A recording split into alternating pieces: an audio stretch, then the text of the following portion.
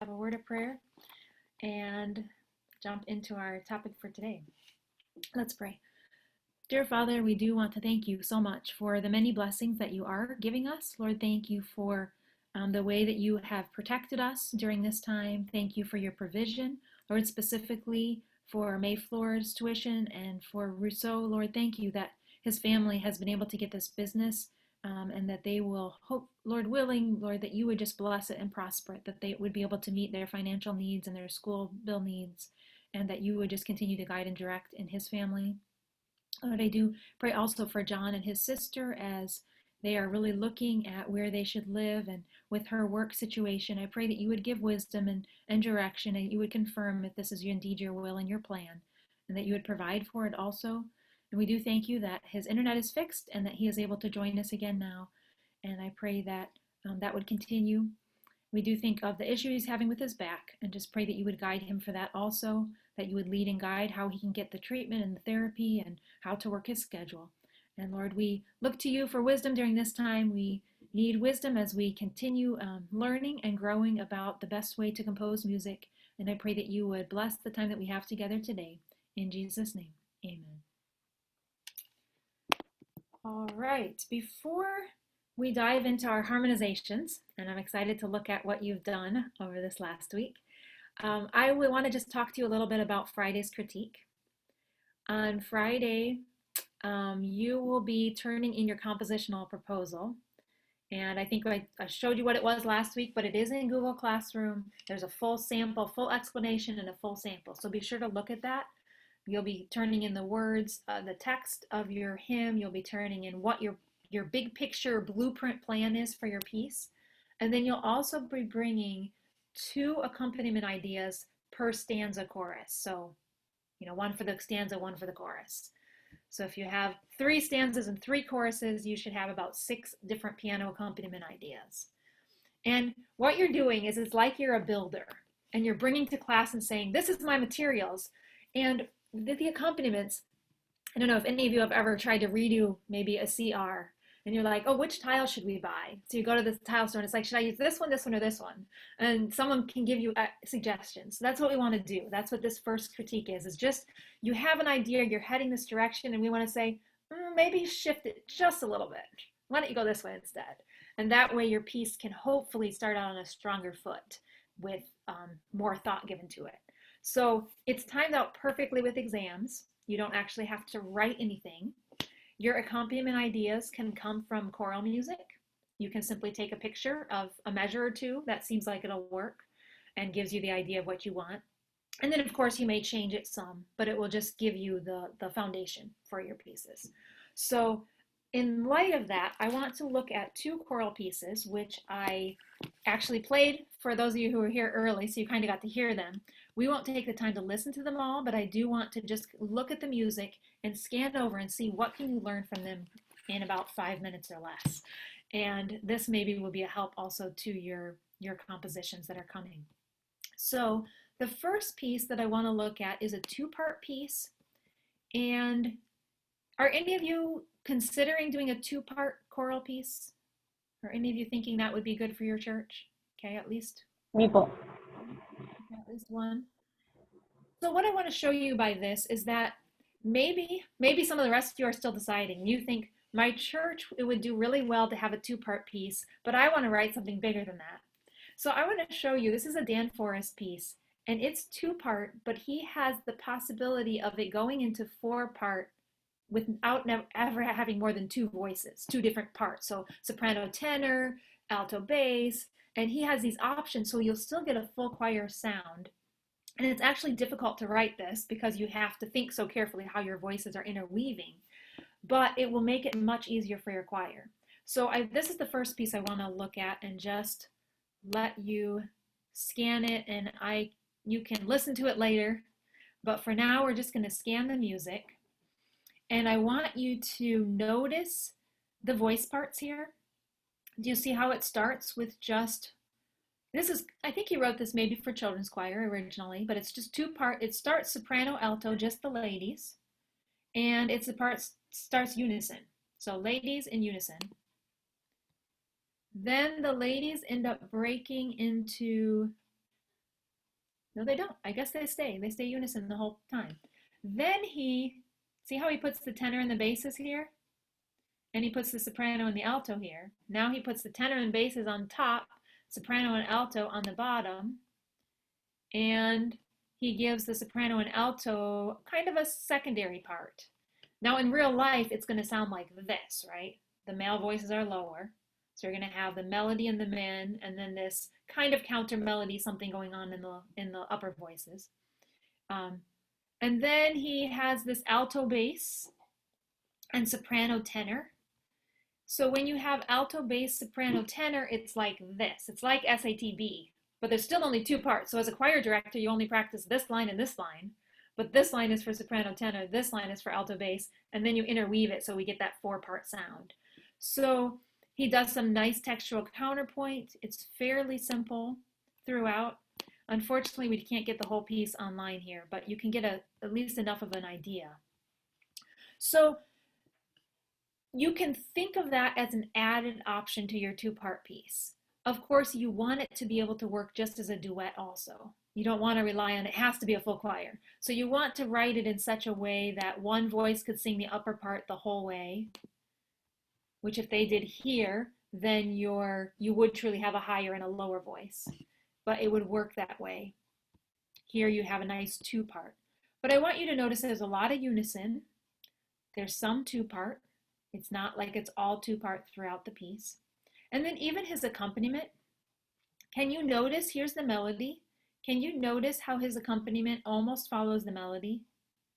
Not 100%, he leaves out a note or two, but he kind of follows it fairly closely. And that can be something helpful to you if you know your choir will have be a little bit weak and need a little more assistance and a little more help, then this is a good option for you. And just to analyze even the accompaniment, it's a very simple arpeggiated accompaniment with these almost melody notes in the right hand. Okay, so that's the first one I want you to see. The second one that I would like to share with you, I think you're pretty familiar with Lord of the Small. Is that correct? Have all of you sung that maybe? You're pretty familiar with it? Okay, here's what I want you to notice on this piece. I want you to, this is an SATB, but I want you to notice how he does his voice parts. Who sings on the first line? The first verse, rather. Is it SATB? It's an SATB piece. Is it SATB? No, it's not. Just unison. Ladies. He breaks into four parts, or two parts here with the ladies. Back to unison, ladies. Second stanza, is it SATB? No. He simply has melody in the men with a little counter melody in the ladies, just two parts. He breaks into three parts a little bit, but mostly two parts. Then back to just men, unison. Then full choir unison. He breaks into parts here. We get to the third stanza, and finally, what do we see? We finally see the four part. So I just want you to notice that just because you decide to write an SATB piece doesn't mean that in your big composition proposal that you bring on Friday, doesn't mean you're going to start SATB and you're going to use SATB 75% of the time. He doesn't even introduce it until over halfway through his piece. He finally introduces SATB. Then after some SATB, he goes back to unison, full choir unison. And then he breaks into parts again. So typically in an arrangement, you see here at the end, it's unison ladies. In an arrangement, you might only have about 50%, 40% SATB. If you know your choir is kind of weak, you could even opt to have 25% SATB. Have mostly unison, mostly two-part, and then a few places just have a few touches of SATB. Or do your soprano and tenor being on the same line and alto and bass being on the same line. So it feels like SATB, but it's only two parts for the choir to learn. Does that make sense? So as you think about your building materials and you think about your personal choir, your church, what will be useful to you, just try to keep all of this in mind. Try to think what will really be practical and then make your blueprint based on that. All right, any questions? Any questions on that?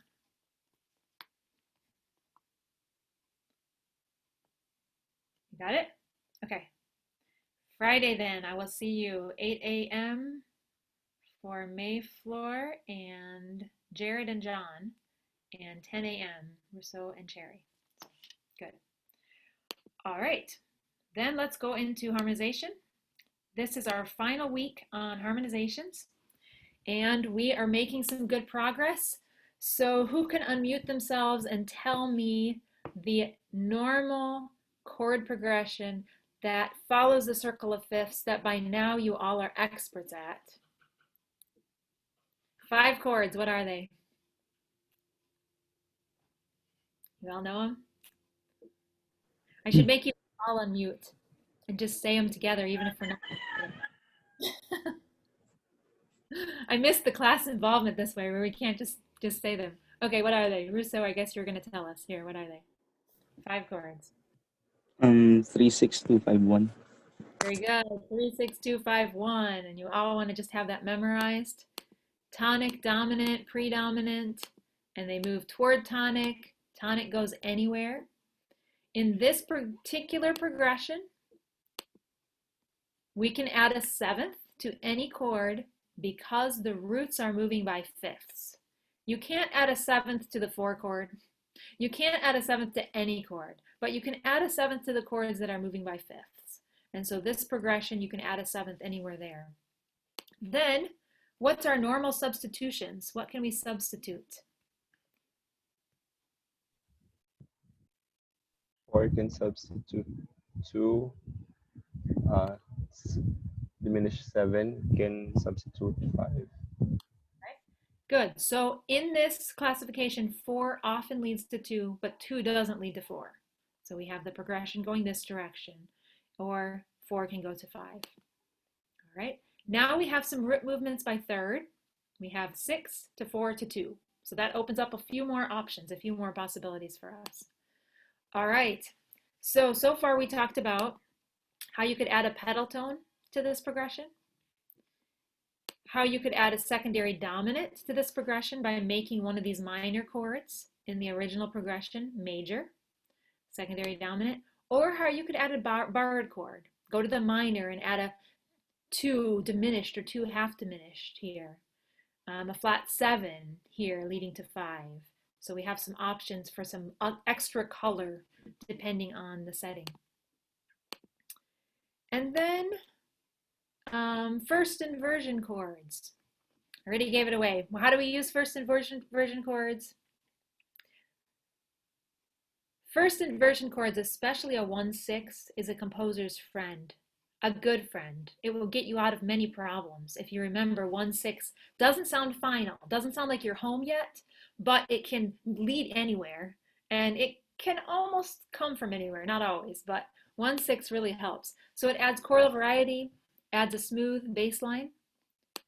How about second inversion chords? Someone tell me about these second inversion chords. When are you going to use second inversion chords? This is what you put in whenever you're bored of root position, right? You're laughing, but you wouldn't believe how many students treat the second inversion chord that way. It's like, oh, I'm tired of root position. Root position would work so much better there, and all of a sudden it's second inversion. So I want to boil it down to 2 things. Of course, it's more limited in use.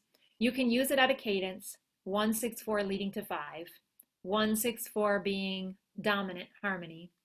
Second place is if the bass is moving stepwise motion, then you can use it. But apart from those 2 times, I'm just kind of simplifying from everything we went over. Those are going to be the 2 most common times. If you can't justify it from one of those 2, you probably shouldn't be using a 6/4 chord. So just try to avoid them, except in these 2 cases. In these 2 cases, use them. They're wonderful in these 2 situations. All right, possible progressions. When one leads to four, how does one get to four if we need an extra chord right in the middle? Most obvious is one, two, what chord? One leads to a, what inversion?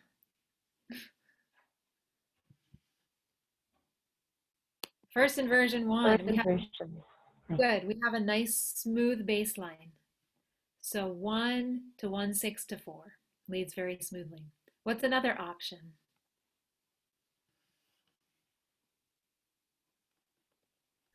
5-7 po. Yeah, 1-5-7. a 5-7 of what? The 1 turns into the 7th chord and it becomes a 5-7 of 4. 4. Good. 1, 5-7 of 4 to 1 to 4. So the 1 chord just has that minor 7th added. It gives a strong pull to 4 that way. Of course, this can be in first inversion also. Then you have a double pull, the 7th and the root bass movement.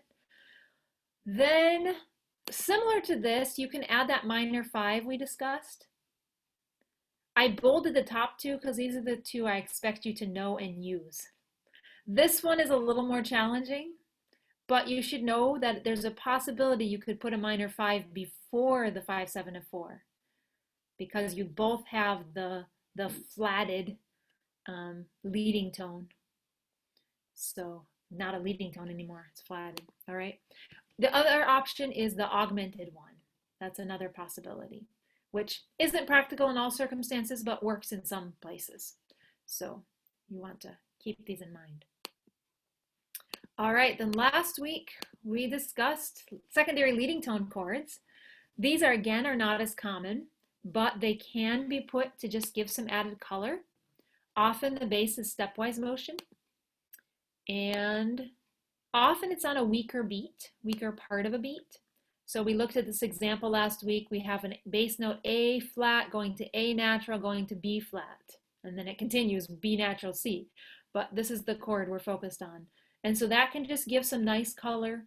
You're going to use this diminished 7 of 5 far, far, far more than you're going to use just a plain diminished 7 in the key you're in.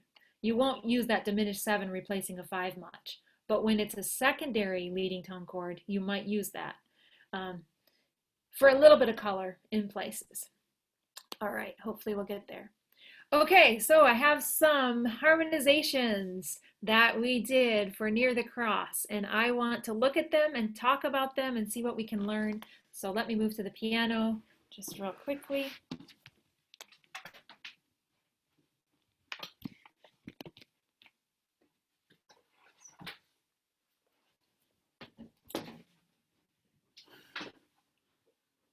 All right, so we have the ladies go first. So they have this first two lines of harmonization for us.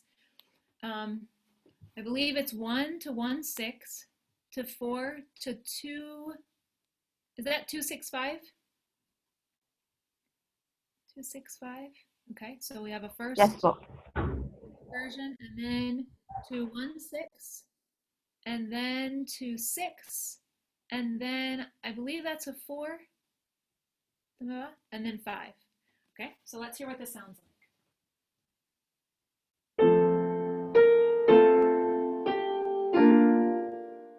I think I'm too high, aren't I?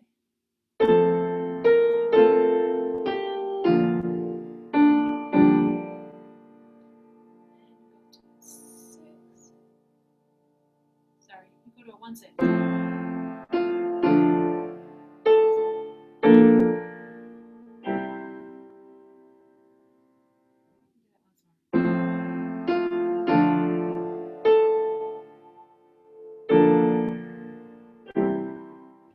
Good. Any comments? Any comments for Cherry on that line?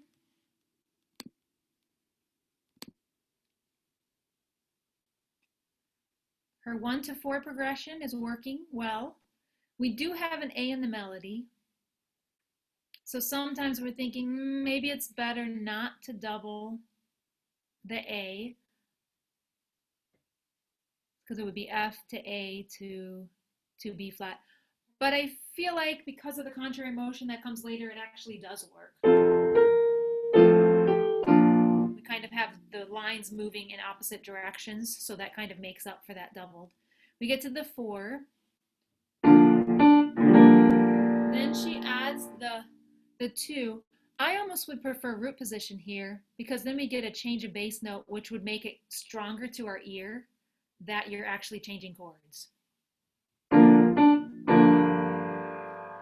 then your 1/6.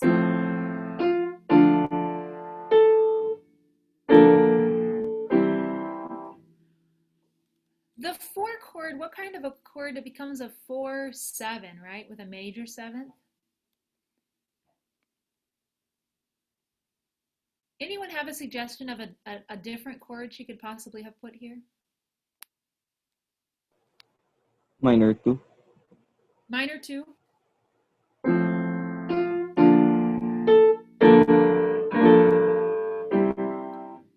I slightly prefer the minor 2 because then the melody sounds more like an added second rather than the 7th, which is kind of harsh.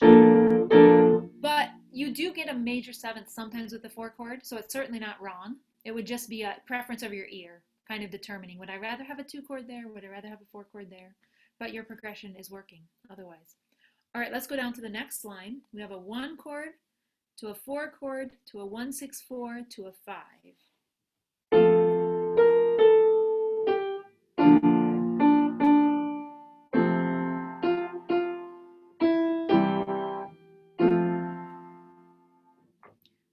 Right, any comments here?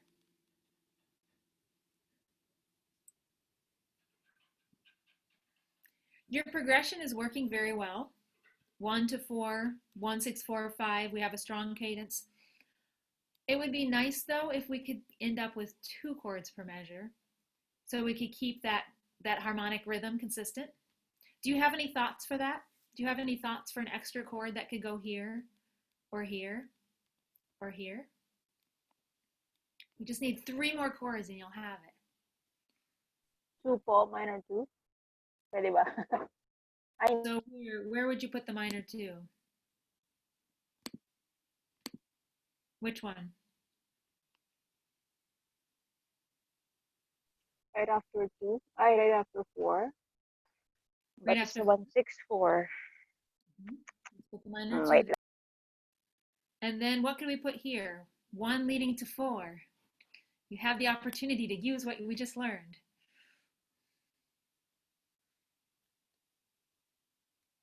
So 2. Minor 2. 2 doesn't lead us to 4. 4 leads us to 2, but 2 doesn't lead us. We have that special section when 1 leads to 4. There are a couple options that things you could put there. 1/6 po. 1/6. Okay, and then let's get 1 more chord here too. What could come right here?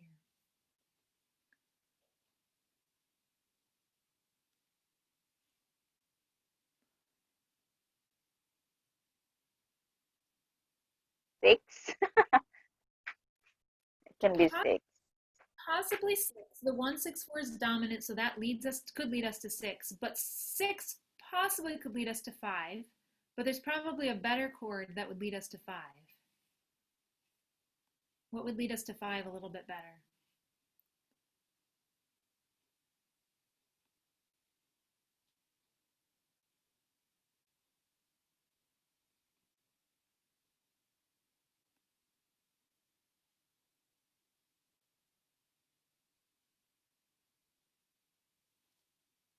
What was that? I think you have it. Pwede po ba 1/7 din, ma'am? Hindi. 1. What usually leads to 5 in our normal progression? 3, 6, 5.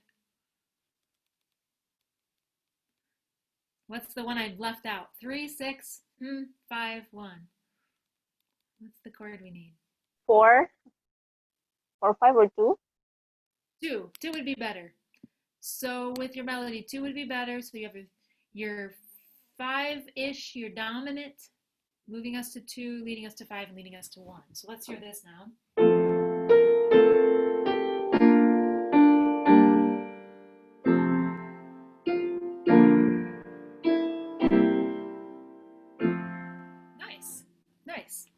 So we have 2 chords per measure now, and that's working really well. Okay, let's look at the next set. Next page. All right, here we have 2 options. I think you can see the first one pretty well. 1, 1, 6, 4, 2, 3, 4 over 1. What would we actually call that? Because it's really just an inversion rather than a pedal tone or something.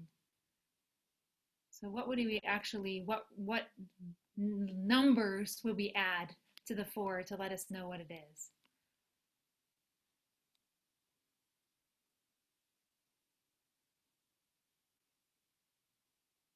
Do you remember?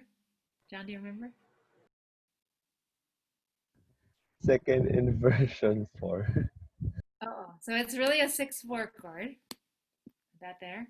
Then you have a 5 chord, then you have a 1 chord. Then the 1 over 5, the same thing. It's really what kind of a chord?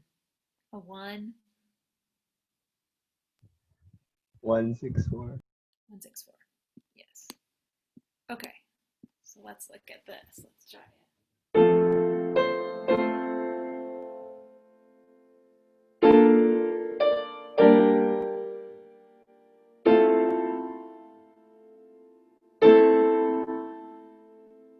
I think that's supposed to be an A there in the melody. Try it again.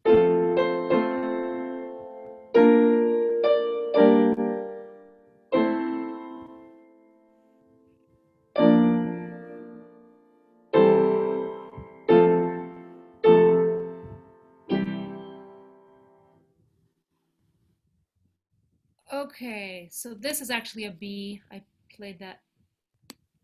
Okay, that helps our melody. So comment, John, in measure 3, what's your comment there? Do you have any thought or comment?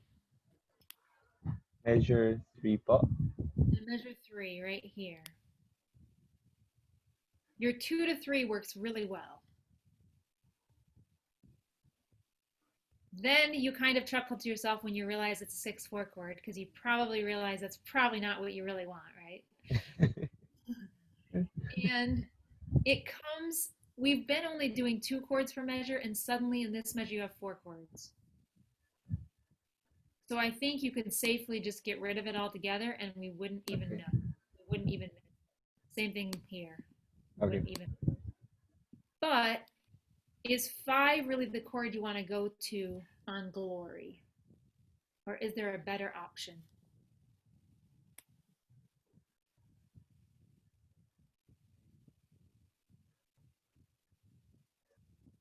Can I go to 6? Okay, let's try a 6 there.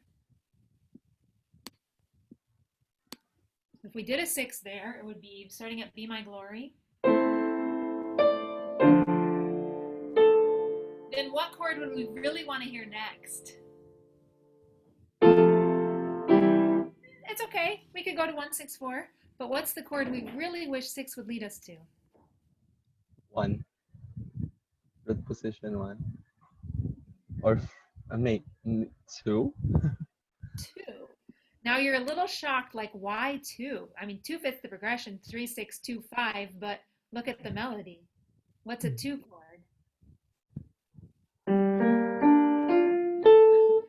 It will be like an added second tone.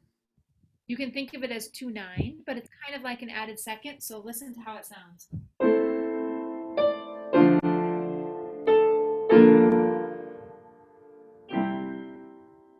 It just feels like it really fits, gives it some nice motion. Then the last line we have F to D minor to A to B flat to G minor, F over A, D minor. Is the G on measure 4, the G minor?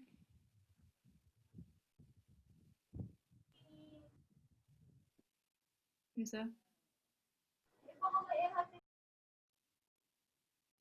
Is that measure 4 or measure, or this the pickup to measure 4? Um, I'm not sure. Maybe I think measure 4 po in the reverse.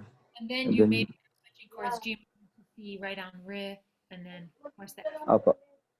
Yes, ma'am. All right, let's try.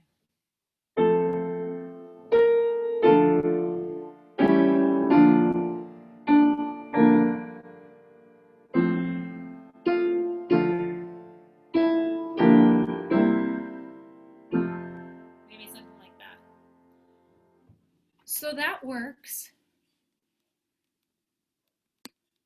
This, of course, feels a little out of place because what is this really? What is this A major chord? It's actually in the hymnal though, so there's a reason it's there. We just need to figure it out. Major 3 po. It's a 5 of something. Yes, major Secondary 3, dominant. 5 of, I'm going to put it on the top because there's no room on the bottom. Major 3 is 5 of, what comes after a 3 in the progression?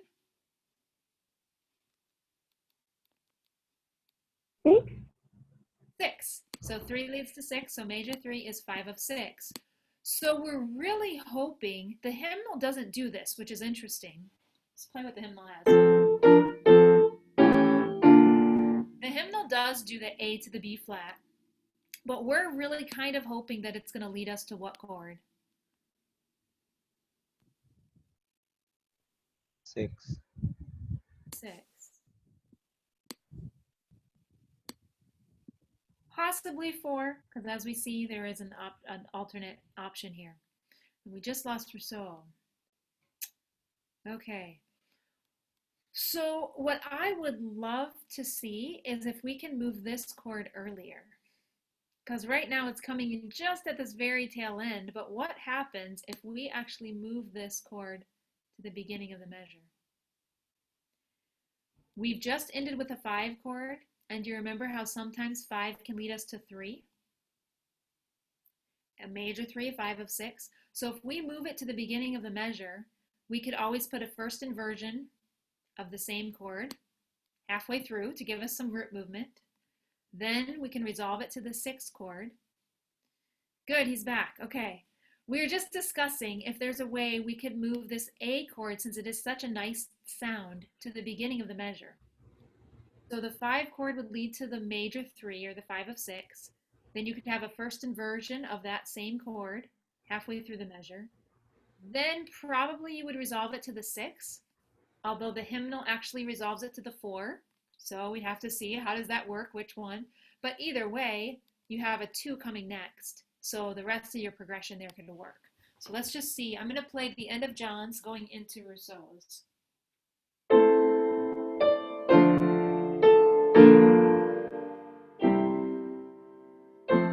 Sorry, let me do that again.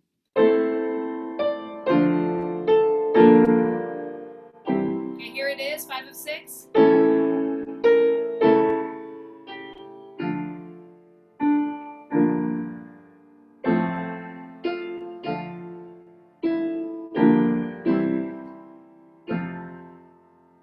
Good. That works well. The only other option is, since you kind of had to squeeze to get all of these in, you actually could possibly move your 2 chord here and put your 5 suspension here and just get rid of the 6 altogether. So it'd be something like,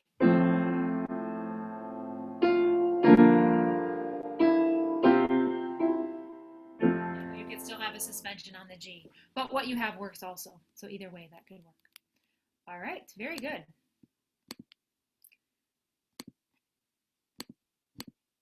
Okay, I'm going to show you what I have for harmonization.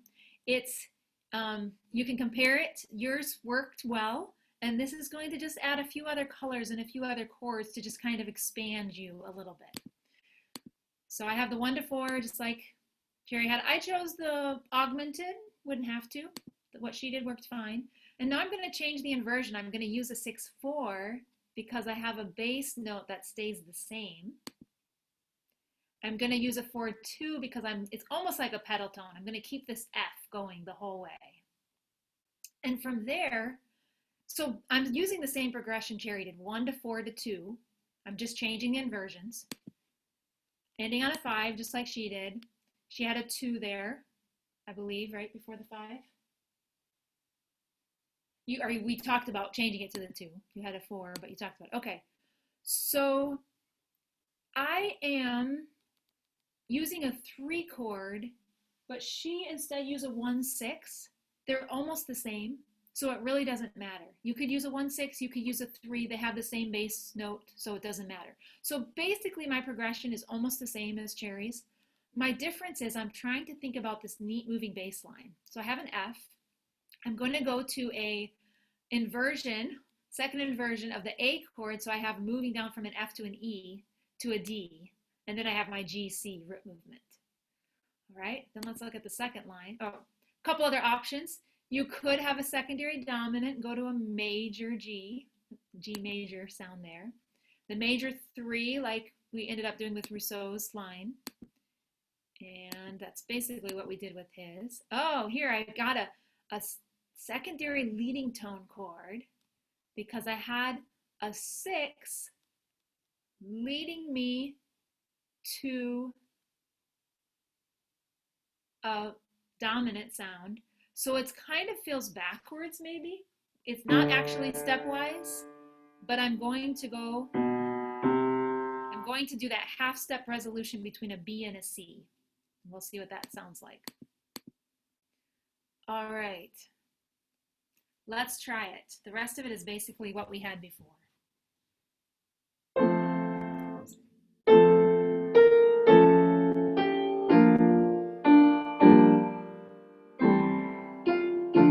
I'll do the major one.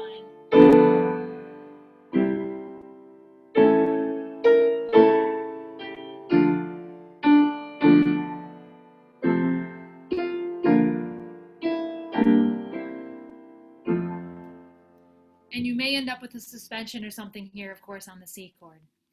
I don't know how well that comes through Zoom, but for me, if I can take enough time with a good harmonization, I wouldn't even have to arrange this piece. All I'd have to do is play blocked chords and it would sound beautiful. Just kind of sing along with it in your mind.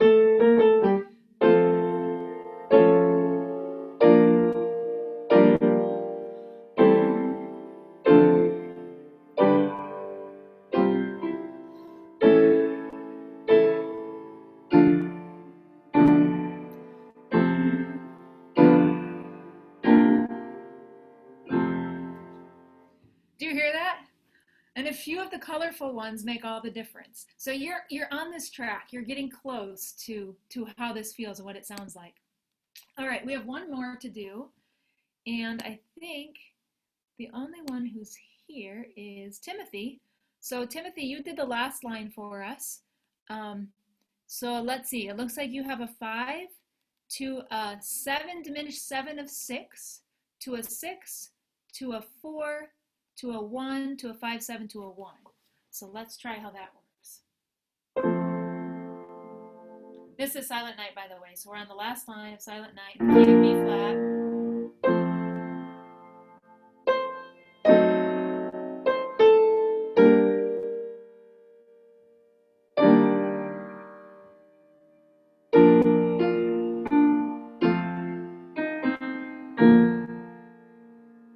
Good. I love the 7 diminished 7 of 6. Kind of fun to have that in there. The 5 leading us to 6. What about this chord right here? When we get back to the 1, I almost feel like we just landed on 1. We have a B flat in the melody. We have a B flat in the bass. Timothy, is there something else we could maybe do there to maybe a different inversion to make that 1 chord not sound so final?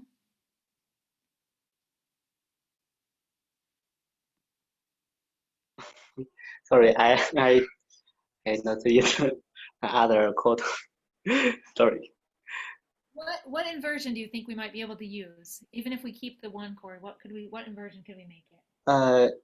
1 4 6. We could do the 6/4. This is a good place. So we could do the 1 6 4 there.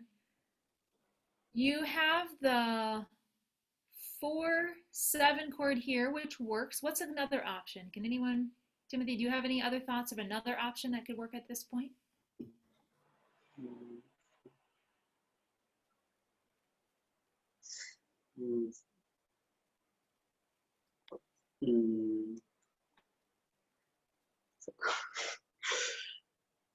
Sorry. Minor 2. Does someone have an idea? We have 6 could lead to what chord? Minor 6? So we have a minor 6 here. Ay, ano. What could the minor 6 lead to?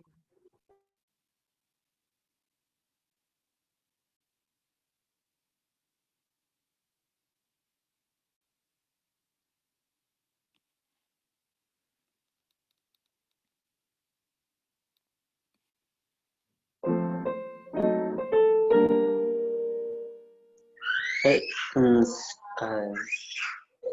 D major chord. Oh, the D major chord. Yeah. That would be a 5 of what? If we use D major, we'd have a 5 of.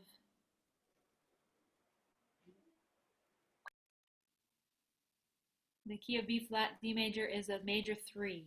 So if major 3 is a 5 of 6, so maybe that wouldn't work so well. 2 is what I was thinking of.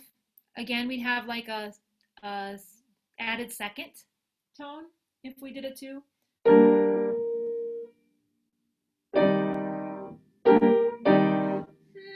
That would be our usual go-to, right? Our usual go-to would be 6 to 2 to the 5 dominant, but it doesn't really sound that good right there, the way the melody works. What about if we made this a secondary leading tone chord also? Any thoughts on how we could do that? It's leading to something that's like dominant harmony. So if it's leading to something like dominant harmony, it would have to be a 7 diminished of what?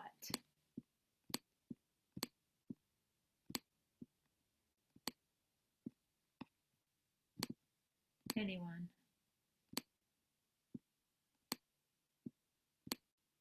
Is that a 5? 5. Ay, wow.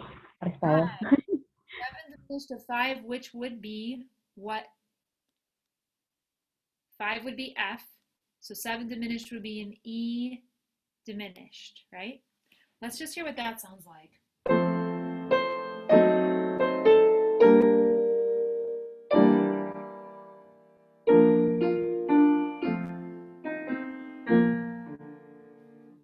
You hear that? So kind of nice how these, you wouldn't use these often, but once in a while, they can give some forward motion in a piece. That's rather nice.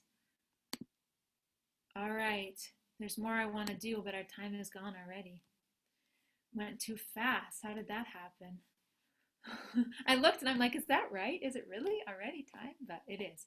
So I guess next week we will meet again and we will keep looking at these. But I feel like you all have a pretty good grasp, so thank you.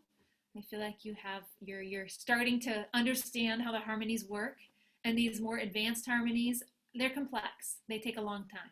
So it's good if you're just starting to grasp the basic 3-6-2-5-1. Just, say that to yourself while you're falling asleep, 3-6-2-5-1. Just don't forget it. Make sure you know that progression well, and keep telling yourself, don't use 6/4 chords. Don't use them randomly. Make sure you only use them at a cadence or with stepwise motion in the bass. So, all right, thank you all for your work, and thank you for doing those lines. That was fun to see what you had done, and fun to get to explore harmonization a little bit more. I will see you all on Friday.